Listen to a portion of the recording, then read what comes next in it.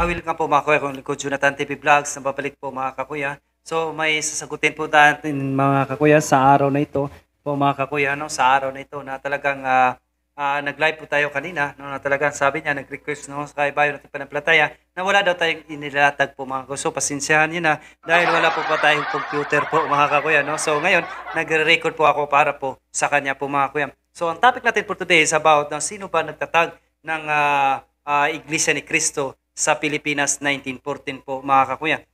Ayon po dito sa kanilang pasugo, Enero, Pebrero 1981, page 51, ito ang ating mababasa. Upang matiyak natin kung alin ang tunay na iglesia sa Diyos, ay dapat tayong magkakaroon ng kabatiran sa kasaysayan ng iglesyang ibig natin siya sa ating po mga kakuya. Ayon po yan sa pasugo, Enero, Pebrero 1981, page 51 po mga kakuya. So therefore, sinusundan lang po natin ang kanilang mga argumento o ayon po sa kanilang mga doktrina po mga kakuya.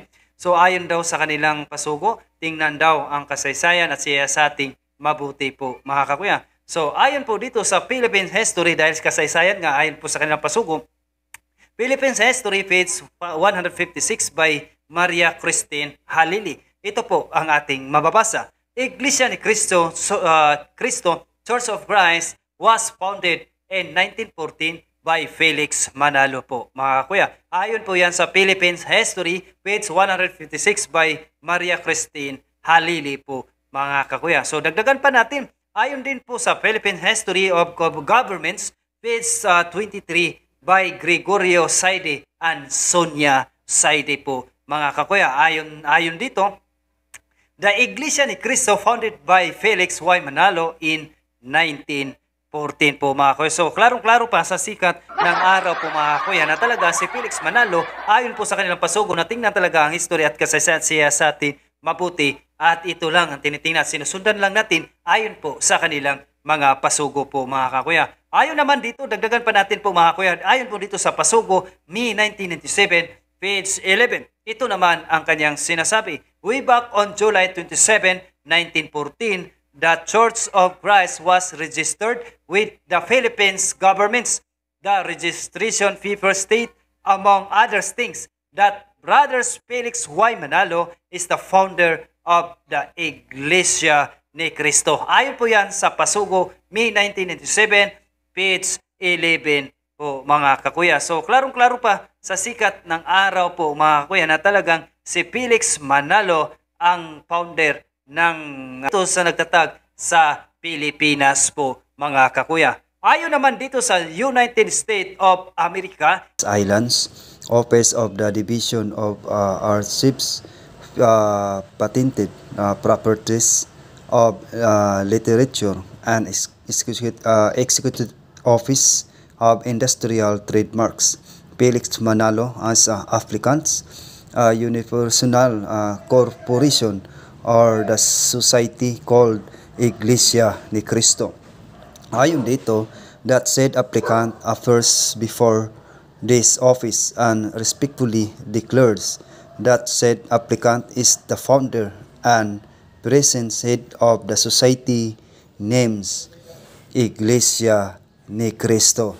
So malinaw po ang sikat ng araw po mga kuya. Ayon po yan sa United States of America, Philippines Islands. Kaya delikado po mga kakuya kapag ang ating iglesia ay tatag lamang ng isang tao. Ayon po sa talinghaga tungkol sa taong nagtayo ng kanyang bahay sa buhanginan ay namatagpuan sa Matthew 7 verse 24 hanggang 27. Narito ang mga talata sa verse 24. Kaya't ang sinumang nakikinig sa mga salitang ito at isinagawa ang mga ito ay maitutulad sa isang matalinong tao na nagtayo ng kanyang bahay sa ibabaw ng bato. At bumuhos ang ulan at dumating ang mga baha at humahagupit ang mga hangin at tinamaan ang bahay na iyon at hindi ito bumagsak sapagkat itinatag ito sa ibabaw ng bato sa verse 26. At ang sinumang nakikinig sa mga salitang ito at hindi isinasagawa ang mga ito ay maitutulad sa isang hangal na tao na nagtayo ng kanyang bahay sa buhanginan.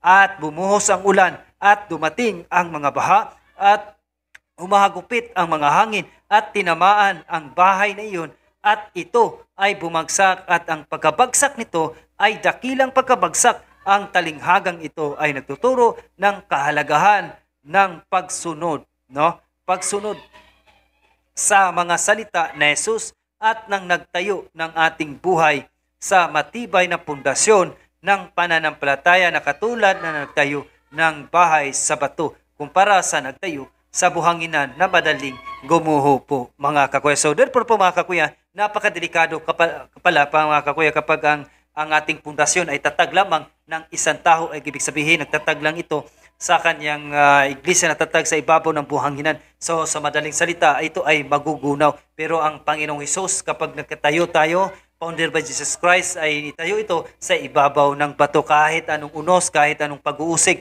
ay hindi ito magigiba sapagkat marami na talagang umuusig nito sa ating iglesia sa panahong ito. Marami na pong register, 56 of registration, sect registration, no? Sa buong mundo. 50,000, umabot na ng 50,000 domination po mga kuya na mga registered na mga anti-Catholics na nagkaisa sila sa kanilang doktrina at atakihin at pabagsakin ang doktrina at tinayo ng Panginoong Hesus ng iglesia, walang iba kundi ang Catholic Church po mga kakuya. Ito lang ang mga palatandaan mga kakuya, mga ito ay talagang sila ay nagtayo sa buhanginan. Sa ibabaw ng buhanginan, kung ang nagtayo ng ibabaw ng bato, sa bato, ay ito ay tayo ng ating Panginoong Hesukristo po mga kakuya. Kaya mapalad tayo mga Kristiyano na sana mag-aral at magsaliksik para hindi po tayo madinggoy sa iba't ibang aral na tatag lamang ng isang tao. So God bless at maraming salamat po sa inyo mga kakuya at ingat kayo palagi.